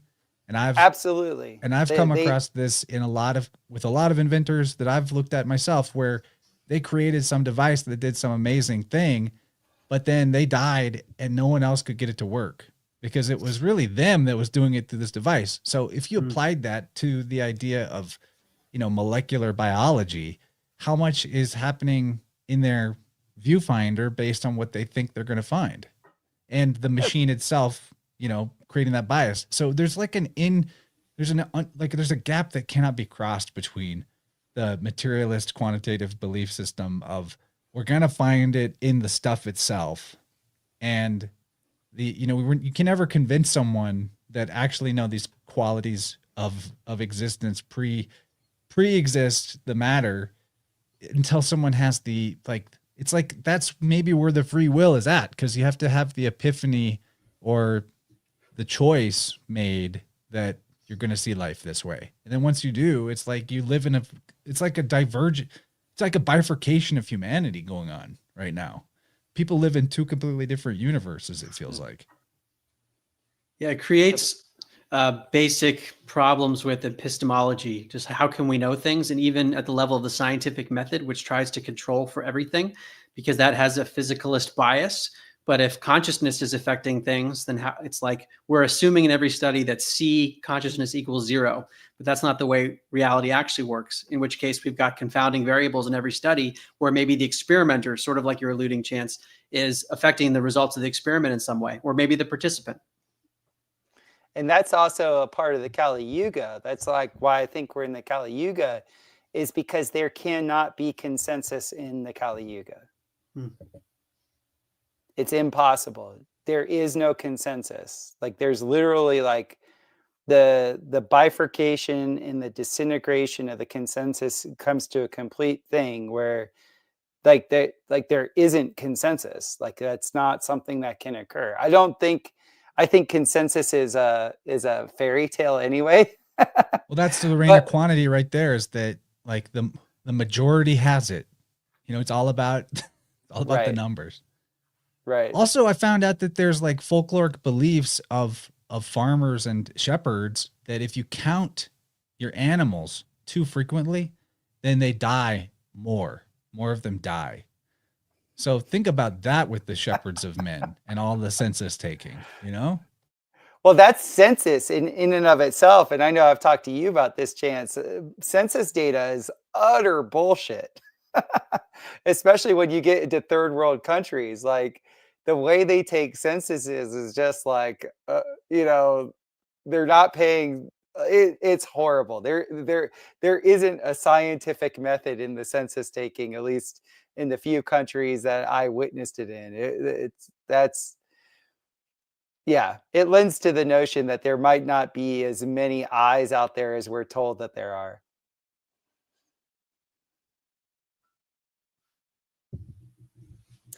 Yeah, I think we should be questioning everything. If we're told something is true, we need to ask, how did someone arrive at that? Definitely.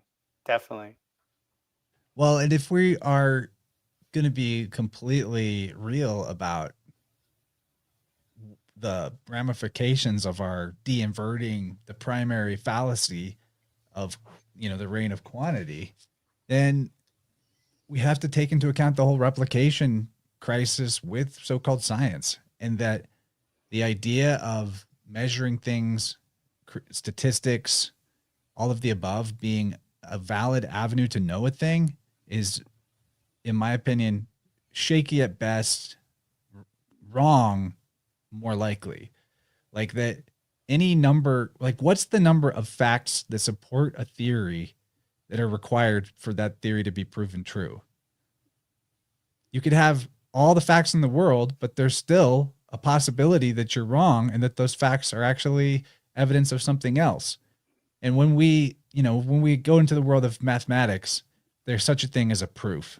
Abstractions in math and algebra, you can actually create a proof in like X equals Y, and it's done deal. You proved it, foolproof. But that doesn't apply to life in the same way. There's no proofs in life that are exactly mathematically airtight, no matter how many facts you get. So, it's great to look at the science and research and studies. And I think that, they can point us in the direction of something more profound, but to put all our eggs in that basket as being why we do or don't believe a thing is so sketchy. Definitely. But it's challenging to overcome Bill Gates with the book How to Lie with Statistics behind him during cooties. But Chance, you're basically going against the entire academic apparatus, the way they think and the way they train people to think about how to verify things. There's this bias of certainty, this bias of materialism, where people can't even see the assumptions and presuppositions embedded in their beliefs. Yeah, And I think you do a good job as like a bridge builder between the two worlds, Mark, because there are people that do need to see things couched in data to even entertain an idea. But did anybody ever have like an aha moment in a life-changing spiritual consciousness expansion from looking at a white paper? Or was it when, you know, they were holding a crystal and it vibrated in their hands, like a, like which, you know, it's experiential. Yeah, quickly, and then I'll let you go, Topher. I find that people have the strongest transformations when it's experiential like that, whether it's psychedelics or other things too. But there is the intellectual path, and I have had that on my own, where I read paper after paper, and the logic in my mind went through, and I was like, wait, I have to shift my thinking. So it was much more gradual. And I have heard from some people that have read my books where it was like they needed that first domino. And I noticed that when I had that first domino myself, I did have synchronicities, and then I started to work with psychics who could do things. So I was having light experiences or indirect ones. And so there is that path. It's probably not, it's not as strong, but there is a big percentage of the world that's in the system that might need it. I honestly, there's a lot of my path that involve that. They call it in the East Jnana yoga. It's like the path, the intellectual path. It's Nana yoga. Well, when I looked it up, it had a tilde over the N, which is a nya sound as far as I know. But hey, I'm not a Hindustani, so I don't know. Yeah, in southern India, where that's, you know, the main thing that they teach is Nana yoga, they call it Nana. There's the path of this guy's Nana. been to India. This guy. Okay. This guy. Yeah, Inversions. there's either the path of Nana or the path of Bhakti, but it's kind of funny. All Nana resolves into Bhakti, which gets back to quality over quantity. Because the Bhakti experience, the experience of devotion, is the experiential throughput line to the quality of a life lived with God. Whereas, you know, the Nana path is I'm trying to fucking figure it out. I'm going to get the statistics, and I'm going to get all the gnosis, and I'm going to figure it out. And it's a circle jerk, because what we are all looking for is the return to the qualitative union with the Most High. Like whether you know it or not, that's the eschaton that we all are awaiting. And so, yeah, the Nana yogi, the joke in most of the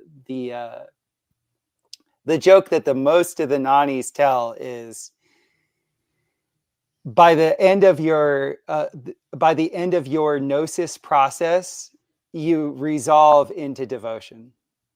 So you should just start into devotion now. Mm-hmm. Right, because the knowledge leads you to realize that it's most rational to be devotional. Once you've gotten rid of everything else through the neti principle of not this, not that. Exactly. Through knowledge, you're led there. Yeah, and that's the thing, is at the end of the day, what do we take with us? We take our relationships. And in our relationships, how good were we to other? And like that goes back to Jesus, like, you know, love your neighbor as you love yourself.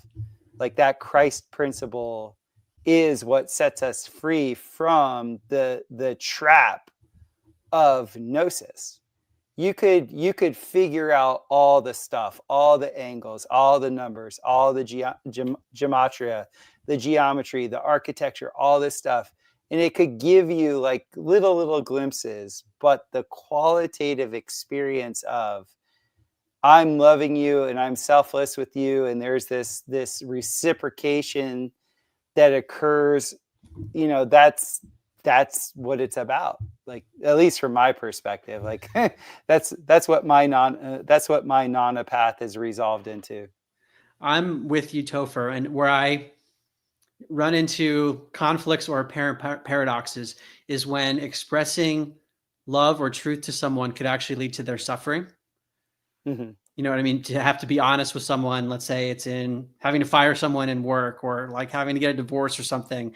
You might be doing it out of love because of the way that you're perceiving the situation and know it's what's best for you and therefore best for them, but it could lead to their suffering. And that would seem on the surface to contradict the notion of wanting to treat people well through love, but maybe it is treating them well in No, level. it's totally treating them well, because I see this all the time. Like, I deal with people that have a lot of entrainment issues. And so they're running programs that they don't even, they're unconscious to the fact that they're running a program. They think it's their actual energy, their thought form, but they're just literally running the program. And so the role I've had in a lot of people's lives is kind of shocking them out of their entrainment programs. And that looks very brutal. That looks like I'm not being loving. But the fact of the matter is, it's just releasing an idol. It's just letting go of an idol. And if you help anybody release an idol, you know, especially if they're giving you the permission to release that release, you're doing them a great benefit, whether they know it or not.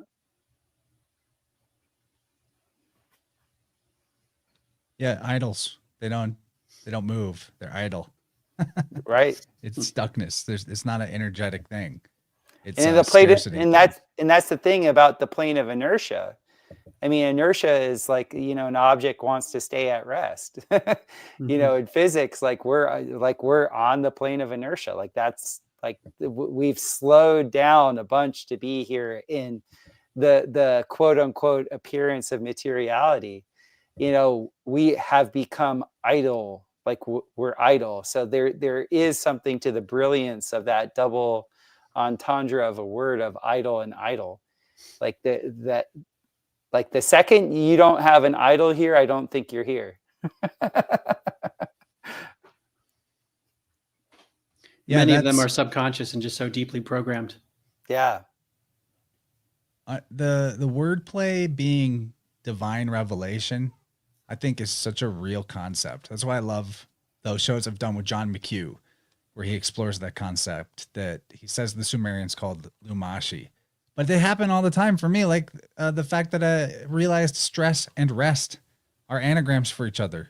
It's just you would spell rest with two S's. You know, it's the exact same. It's the same word as stress. Like, which is your energy source? Now, I'm going to take a moment here, so we're near the end, and I'm opening a box.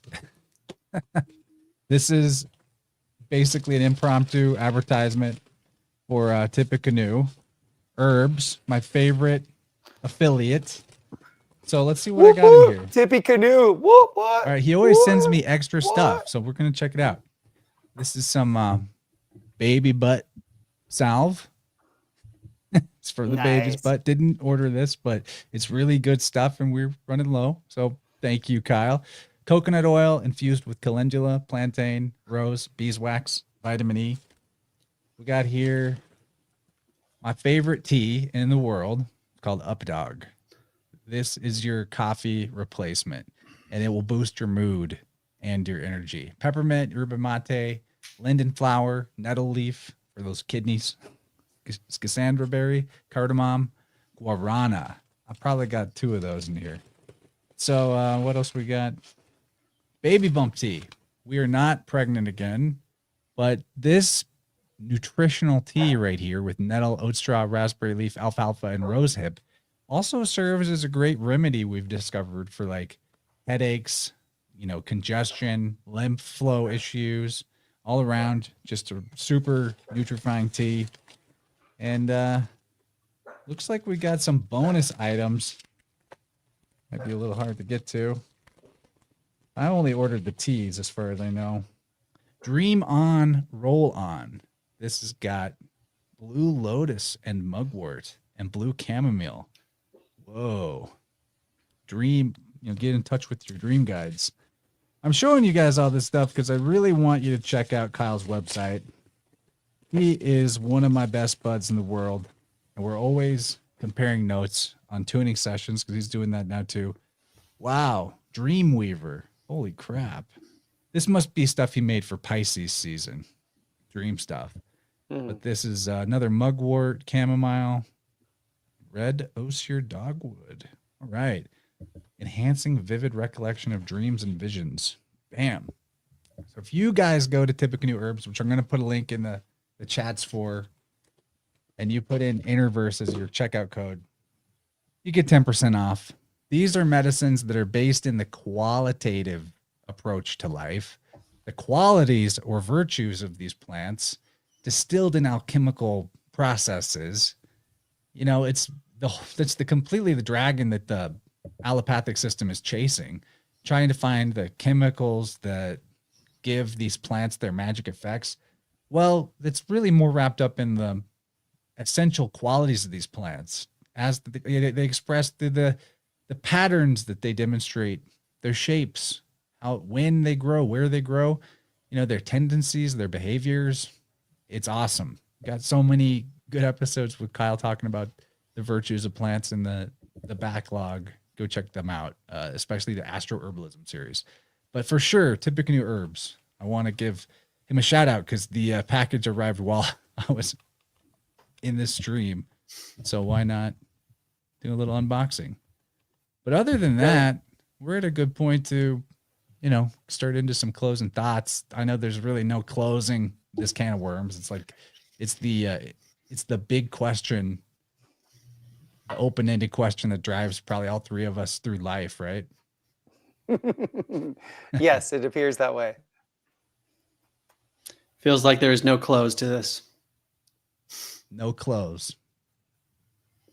I have clothes on above and below the camera. The nudist philosopher. What about you, Topher? You got any thoughts left hanging, dangling chads as we call it? My chads are dangling nice and low right now.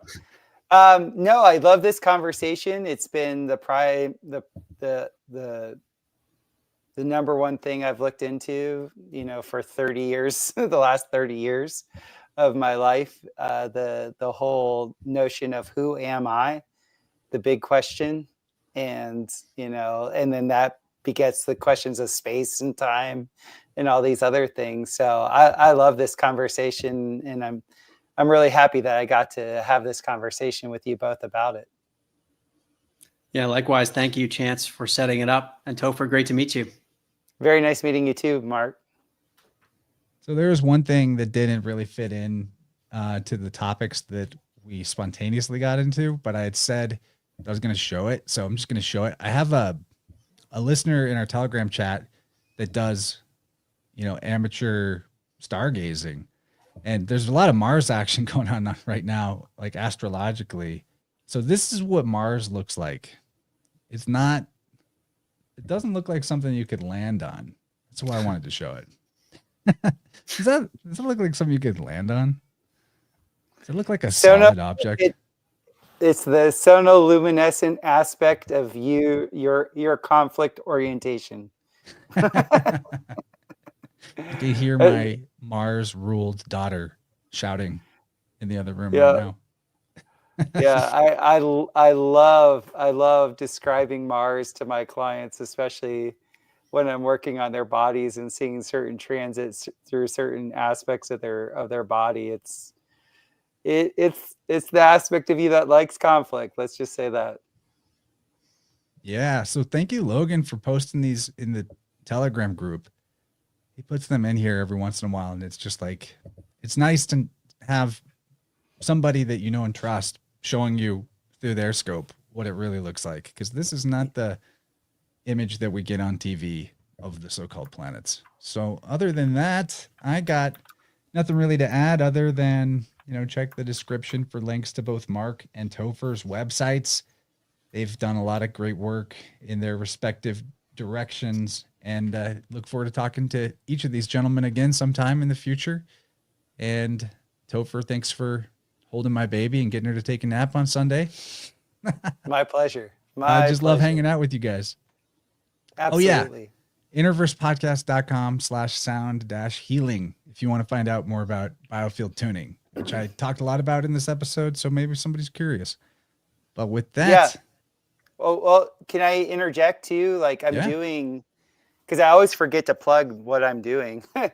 I do the celestic profiles for people. So if people would like to know their relationship to those sonoluminescent luminaries that are up there, and how that interaction corresponds to your daily qualitative life, you can go ahead and book on my website at topherhq.com. And what about your books, Mark? You got anything to plug other than the books? People should definitely be picking those up. Yeah, they're all on Amazon. There are 7 of them. It's the Upside Down series, and they're available in hard copy, Kindle, and Audible formats. I narrate all the Audibles.